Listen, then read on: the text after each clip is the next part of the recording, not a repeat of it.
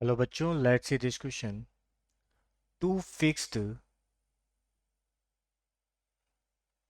To fixed frictionless inclined planes making angle 30 degree and 60 degree with the vertical are shown in figure. Two blocks A and B are placed on the two planes. What is the relative vertical acceleration of A with the respect to B? तो सबसे पहले देखते हैं हम की concept. तो यहाँ पर जो की कॉन्सेप्ट होगा वो होगा न्यूटन्स लॉ ऑफ मोशन। ठीक है, अब बात करते हैं हम यहाँ पर सॉल्यूशन की।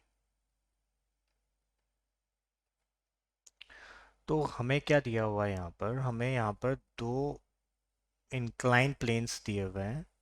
इन दोनों इंक्लाइन प्लेन्स के ऊपर दो ब्लॉक्स रखे हुए हैं अलग अलग।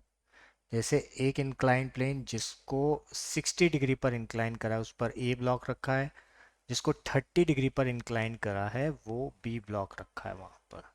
ठीक है, तो यहाँ से अगर ये इंक्लाइन प्लेन्स पर रखे हुए हैं तो अगर मैं यहाँ पर, हमें क्या बताना है कि रिलेटिव एक्सेलरेशन बताना है, वर्टिकल एक्सेलरेशन। ठीक है, तो अगर मैं ए की बात करूँ तो ए कुछ ऐसे एक्सेलरेट होगा। ठीक है, तो अगर मैं यहाँ पर ये एंगल अगर 60 है तो ये भी क्या हो जाएगा, 60 डिग्री हो जाएगा। तो मेरा जो ये पार्ट है, जो इसका एक्सेलरेशन है 4a, एक्सेलरेशन है वो क्या आ जाएगा मेरा, कि ये तो हो गया मेरा g। ठीक है, तो यहाँ पर जो मेरा एक्सेलरेशन आ जाएगा वो क्या आ जाएगा, g साइन थीटा। ठीक है, अब अगर मैं यहाँ पर वर्टिकल कंपोनेंट की बात करूँ तो मेरा जो वर्टिकल कंपोनेंट होगा वो क्या हो जाएगा, वो हो जाएगा जी साइन थीटा, जो कि मेरे पहले से था, और साइन थीटा क्या हो जाएगा। ठीक है, क्योंकि अगर मैं यहाँ पर बात करूँ तो ये थीटा है ये, तो यहाँ पर ये तो हो जाएगा परपेंडिकुलर, ये हो जाएगा बेस, और ये हो गया हाइपोटेनियस। अगर मैं हाइपोटेनियस की बात करूँगा किसके साथ, परपेंडिकुलर के साथ, तो ये मेरा आ जाएगा कितना, जी साइन थीटा।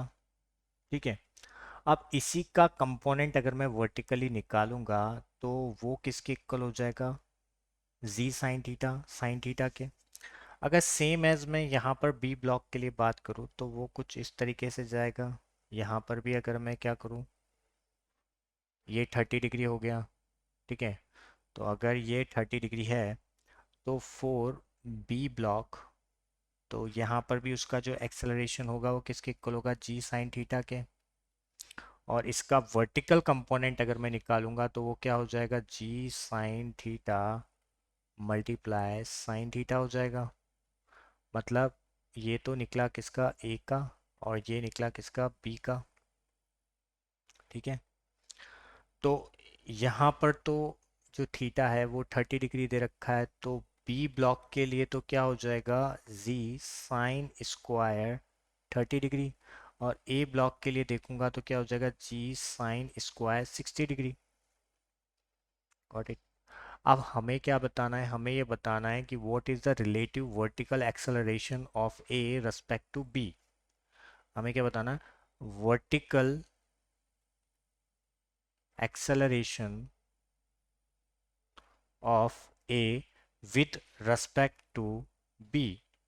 तो अगर with respect to vertical component of, मैं क्या लिखूंगा, A minus vertical component of B लिखूंगा।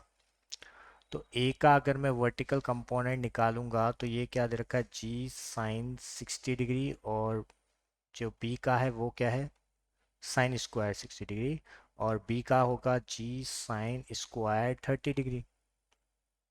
ठीक है, तो जी √3/2 वैल्यू होती है तो क्या हो जाएगा, 3/4 हो जाएगा। यहाँ पर 1/2 होती है तो 1/4 हो जाएगा। इट मीन्स यहाँ पर ऑल ओवर क्या आएगा मेरा, ठीक है। तो ये मेरा हो जाएगा।